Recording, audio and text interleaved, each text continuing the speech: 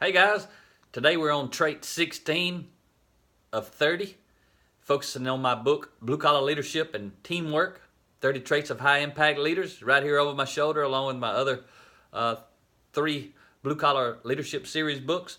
And just to tell you right now, if you don't know, I've got a podcast. You can actually search for the podcast under Blue Collar Leadership on your favorite podcast app.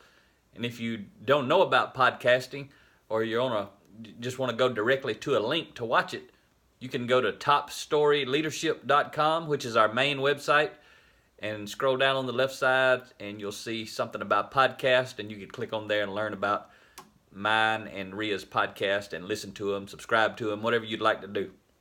So today on trait 16 is be approachable.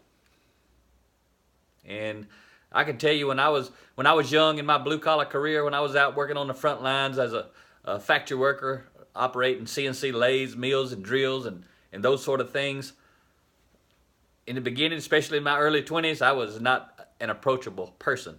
The only thing I did as far as teamwork was my job, and I was part of a bigger team because of that. But I was not approachable. Many times I would work through lunch and I'd work through breaks. I'd take my food and I'd keep my machine running, and I was just focused on productivity. I wasn't a sociable person. I wasn't approachable, and that cost me a lot of influence, because remember, leadership is influence. So I want to share with you a quote right here to open this up. But first thing you need to know too is who you know determines where you go, because it's all about influence. And if you want to climb the ladder in a good organization, meaning there's high impact leaders and a lot of high impact players, you've got to be a high impact player. There's no other way you're going to make it to the top in a great organization, because it's all about character development.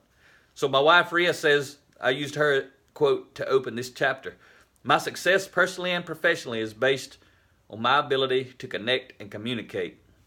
And so is yours."